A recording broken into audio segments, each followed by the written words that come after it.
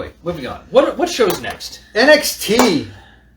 Was this February 10th? February 10th. First match is MSK versus the S02. Oh, fuck me. And Dave rated this match. Okay, so first off, for the white kid with the MSK. top, okay, on MSK, his name's Cash Carter, right? Something like that. Cole Carter, whatever your name is, dude. He looks like what I look like when I'm in shape, which is not a positive thing, right? And I don't know why they've taken him to highlight him as like the success story, because they're talking about his tattoos and his dead father, and they watched wrestling together, and that's what inspired him. And then I'm looking at this black kid who's beside him, who's jacked, right? Who's incredibly athletic, and then I realized something, that actually from this match to the pay-per-view, he has no personality. Yep. None whatsoever. Well, their previous personality was stoners. Which, okay, they probably are. But the white kid... But it's easier to have no personality if you're just a stoner. The white, fluffy kid who looks like he's on, methadone, he has personality. And then they put him in the mask with the drug cartel. I wrote down, I already want to turn it off. Okay. The drug cartel are actually not bad. They're way better than what I thought. MSK, I don't think is very good. And they talk a lot. And they're very unbelievable in most of the shit that they do.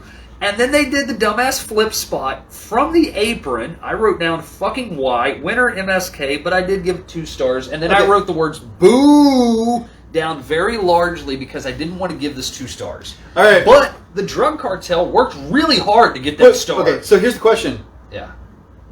Why was the Lucha team the ground and pounders? Which team was the Lucha team in this match? Because it sure as hell wasn't the Lucha people. That's what I said. The Lucha team doesn't work Lucha style. None of them work Lucha style. I also wrote, the throw flip. I see what you're talking about. Yeah. I didn't hate it. I hated it. I do not... So doing it from the apron at least kind of made a little bit of sense. That's what they're doing on purpose. They're doing it on purpose. But I hate the fact that he intentionally puts himself in place to do a move that would miss if the guy didn't shove him. Okay. So I am hoping, I'm praying on all of the stars in the heaven that there comes a point when that dumb fucker goes to do that backflip, and what happens is, no, I don't want to see him botch it. I want to see somebody lay the other guy out from behind and that dude just land on his fucking face. Because that's what I would do if I was on the other team, just to make them look like shit. I wrote, I'm digging the 2-on-1 finisher for a sec. I don't know what the hell that was. Pre-tape Mortal Kombat with Mercedes Martinez.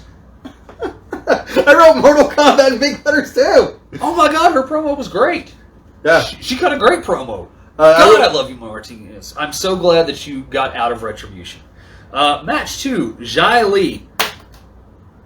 Mortal Kombat! I wrote Xia was with a sword this week.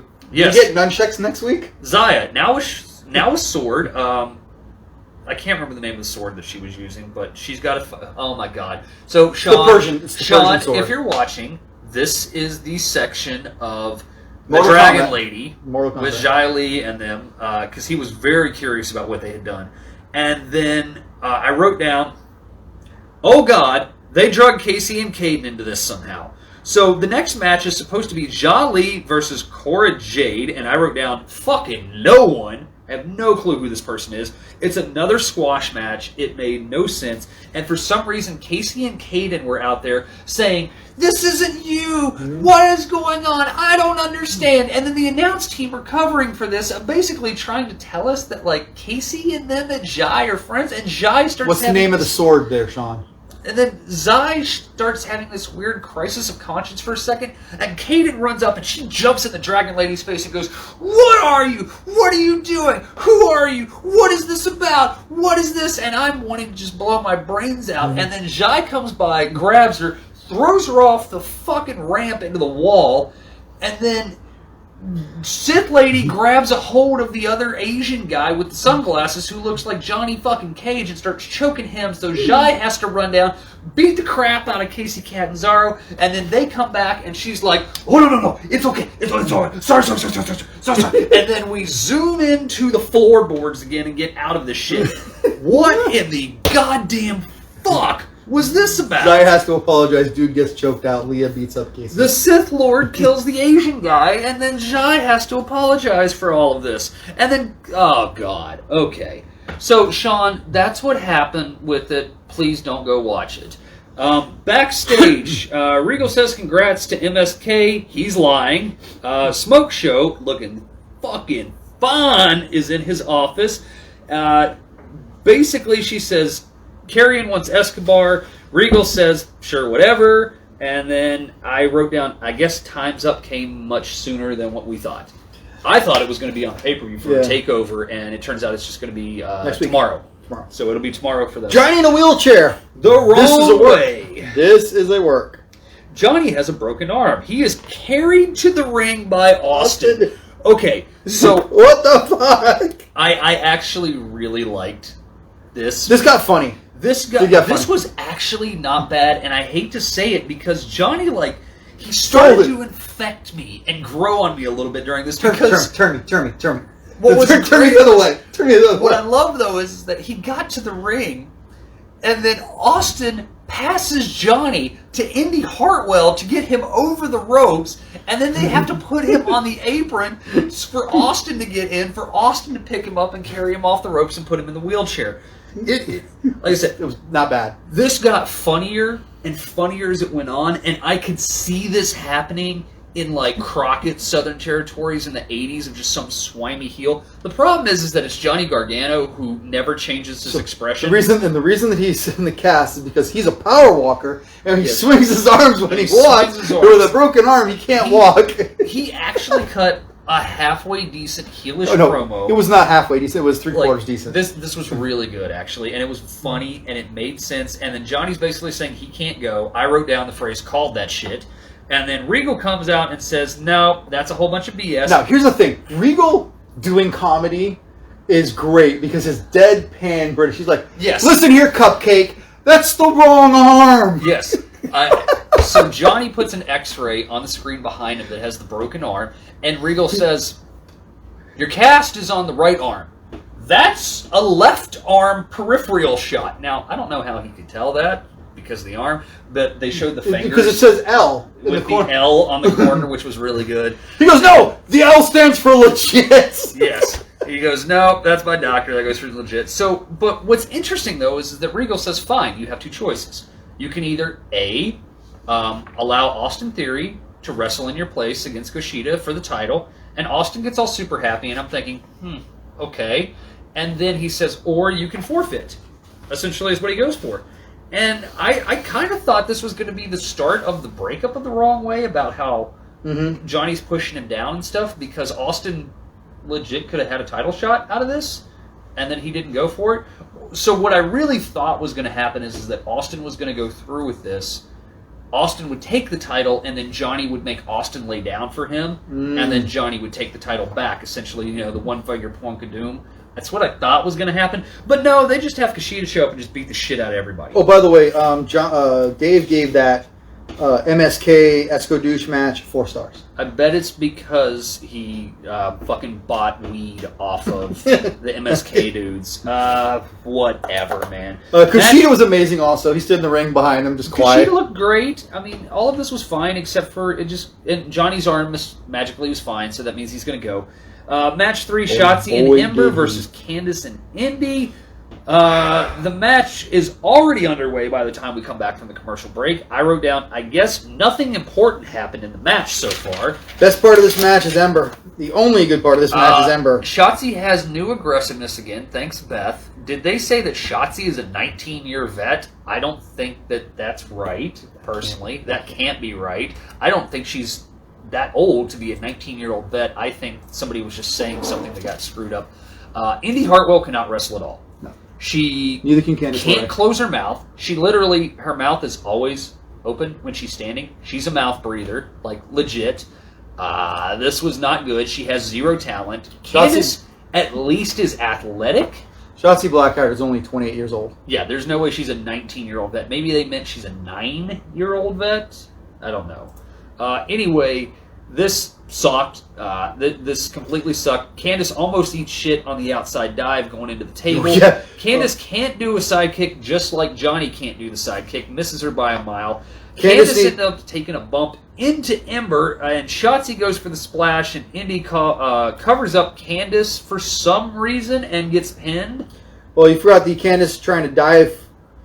Candice tried to dive through the middle rope, got her feet caught again. Yep. Shotzi caught her, saved her life again. We've said this 3 times now. Yeah, Candice is semi-athletic, but Indy falls off the ropes trying to do her elbow drop. Indy can't do shit. This was just a clusterfuck of a match. And yes, for the most part, Ember Moon and Shotzi being in the right positions at times save people's lives. I gave this 2, but I think I was drunk or something at this point. This match went 14 and a half minutes. A lot of stuff went super long. Promo, Tommaso Ciampa with a dash of Thatcher.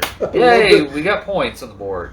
Man, we picked the wrong week, didn't we? Toothless Timmy and Old Man Ciampa gonna whoop your ass. I love, though, that Ciampa's still doing the stand-up flip the chair, and Thatcher just smiles. Broken teeth and everything. They have such chemistry together. It was so great. These dudes are great. Backstage, S02 said shit. Cartel says sorry. He says it's cool. Just go fuck up some guy. S02 are gonna douche. Yeah, essentially they're gonna go beat up Carrion. Good luck with that. Is what I wrote. Promo Finn and Dune recap. This looked fine. This was building up to the match that we're going to talk about. Match 4, Austin Theory versus Kushida. Beth called Austin Theory his thick, muscular figure. We know who Beth is a fan of, apparently. Austin gets out of place for Kushida, and he basically had to slip on the top rope to kind of cover up what was going on with Kushida because Austin was supposed to be there. So Kushida was supposed to jump, hit the rope, get caught by Austin, but he was out of place, so Kushida just acted like he fell on the ropes. It was awkward. It made Kushida not look great. But I know what they were trying to do. But Kushida looked great because I saw him cover for the fact that Austin hadn't turned around when he was ready to go. But also, it kind of looked like crap because it basically looked like Kushida just fucked up. But Theory is looking okay. I see what you see in Theory. I see something. I don't know what it is, but I see it. So then, a lot of this happens. Austin, unfortunately, is seen talking right on the camera to Kushida, which kind of sucks. This match is going fine. And then Johnny runs out and sidekicks Kushida for the DQ. Austin is not mad about this. And then Austin gets drug under the ring. Johnny Johnny reaches down and grabs an arm and starts dragging the person out from under the ring. He's not paying attention, going, ah! And then he's wearing a black glove like a certain... and then he looks down and it's Lomas. Lomas then catches them, and then Kushida catches the wrong way. They do a double submission, and then we cut back to commercial for a pre-tape for Toni Storm. She flips her hair. Hold on. Did you notice that Loomis was looking at Kushida a little uncomfortably, like, yeah, this isn't. You get that belt, I'm coming after you next. No, I didn't catch any of that at all, and we'll talk about the pay-per-view in a minute, why I think that was not the case either. Pre-tape, Imperium, but no Walter, sadly. So, I saw him for a quick... They talked about Walter being in Imperium, but Walter's not cutting a promo because Walter's not on the American side. But it is exactly what you said. Yeah. He's back to put the decorum back. He's back here because you guys strayed from the path. Yep. This is you. The mat is sacred. You have gone. You have sinned against us, and we are going to reclaim Imperium. I can't wait to see them build up because those dudes are awesome. Backstage, Carrion has destroyed the drug cartel. Cuts another promo. Oh, by the way, before you say further, so Dad reconsidered his pick. Yeah, and he actually did it before the closeout. Before it was actually announced, what happened on Raw got announced. Okay. He wants Grimes. Who did he drop for Cameron Grimes? Io. He dropped Io Shirai for Grimes. Because remember, he initially dropped Io Shirai for Casey or for Lacey. Yes, he wanted Lacey. Yes. So He reconsidered Lacey and picked Grimes and just... is that because he watched our show and we talked about the fact that if Lacey and Charlotte fought each other, he was just going to cancel himself out? He kind of got that. Okay, good.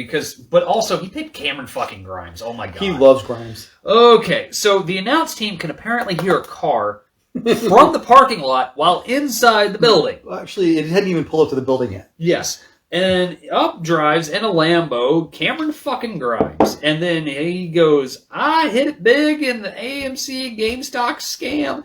And he gets in the ring. Kiss my grits. And I'm not going to lie and say I didn't kind of enjoy this.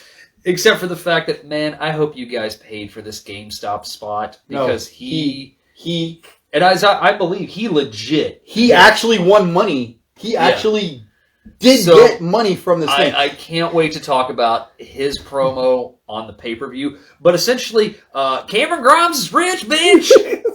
And he spit right on the camera, and you just see foggy spit leaking down the camera. That was real money he was throwing away. That was real money that he was throwing away. And I actually wrote down, this is not awful. Backstage, Johnny says some more shit. I don't care. Pre-tape, Io has probably the best promo. I wrote down, I should have taken Io Shirai when she was up for grabs. She's dope. Match 6, Ciampa and Thatcher versus Grizzled Young Vets. This is why I'm going to state I should have taken Io over Thatcher, because I wrote down, if the Grizzled Young Vets win, we riot. So let's start the riot. And then I wrote down, oh fuck, they're letting the bald guy talk again.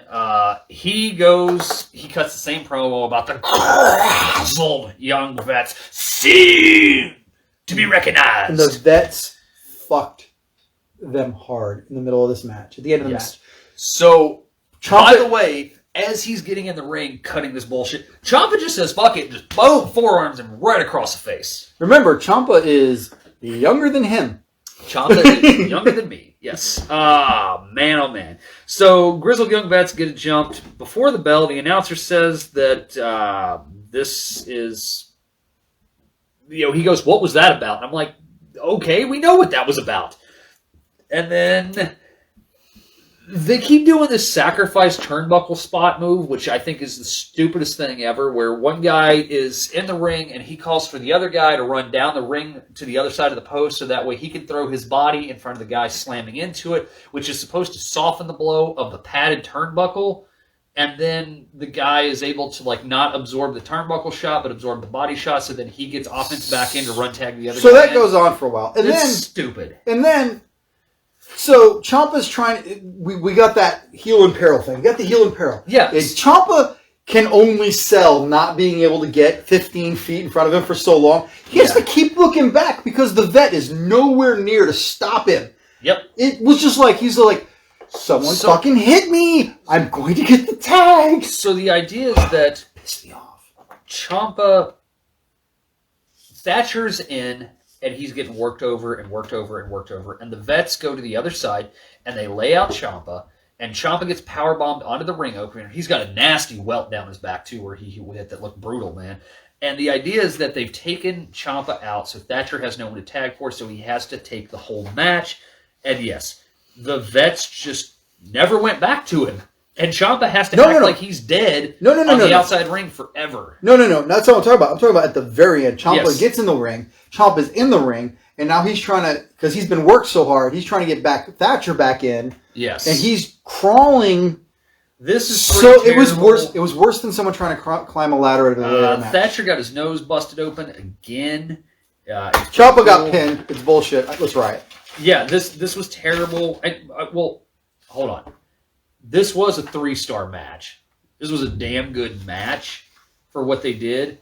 But yes, essentially I wrote down, the Dusty Cup is going to be the Grizzled Young Vets versus MSK. Fuck.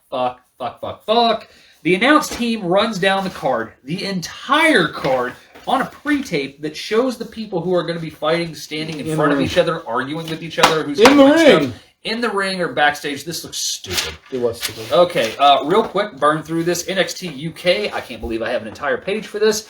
Match 1, El Sedon versus Sakamura. She has debuted. I wrote down El Sedon is fucked. And then I wrote down, oh man, she's going to have a squash match. Nope. This was a legit match that was really good, and Mirko won. This was a 3-star match. They did awesome.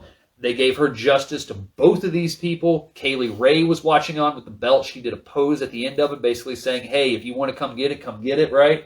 Like, this was a great introduction to this character for the audience who may have never seen her. And this was also a great way to keep Elsa, who's been on a losing streak, if you catch the last couple bits of our show for NXT UK. But, man, these two girls had a hell of a match, right? Backstage, Rampage and Joe Coffey are going to fight. Cool. Pre-tape, Dani Luna. She's a power lifter. Okay. Pre-tape, Eva Valkyrie, not Taya Valkyrie, is either unhappy or crazy. I don't know what her promo was about. I'm not sure. Segment, we get to the Supernova Sessions with Noam Dar. His guest is Shay Samuels. Yeah, I wrote down, this is so British, I can't understand what any of them are saying. Shaw does address his frustration with the hiring of his name change, and then the matchmaker dude, whose name I will not commit to memory, comes out, and he starts getting yelled at him, and then Noam says, hey, don't yell at this guy. He's like, the end-all be-all around here, essentially, right? And essentially what happens is that a match gets made by the deal maker with Shaw versus A-Kid, who is the Heritage Cup champion winner. That's cool. Shaw is basically like every loud, drunk guy that you've ever met at the bar who just wants to challenge and fight everybody. Right. He's not bad, but that's his character. He's just a really annoying, like, Green Street hooligan style person. He's a hooligan. That's essentially what his character is. Pre-tape, I wrote down the old haggard bitches and Axe Cocky, I don't care. That's the girl with the luggage and everything. Pre-tape, my God, you see, we had backstage, pre-tape, segment, pre-tape, Trent 7, cutting weight, match 2. We finally made it to match 2. NXT UK, you have disappointed me. Normally, you don't do this shit. Match 2, Emile versus Piper Niven. Emile is the first French female WWE talent to be signed. Out comes this creeper dude, Joseph Connors. I don't care. Piper wins. This was a 1.5-star match. I can't believe that they were plugging this French girl very hard and then had her lose to Piper. Whatever. Pre-tape, Gallus and Pretty Deadly. Please, oh my God, put right here, if you can, the outfits that Pretty Deadly were wearing at the contract signing with Gallus. They were legit wearing, like, mariachi hats and like see-through like dress shirts with bands and stuff on them. It was awful.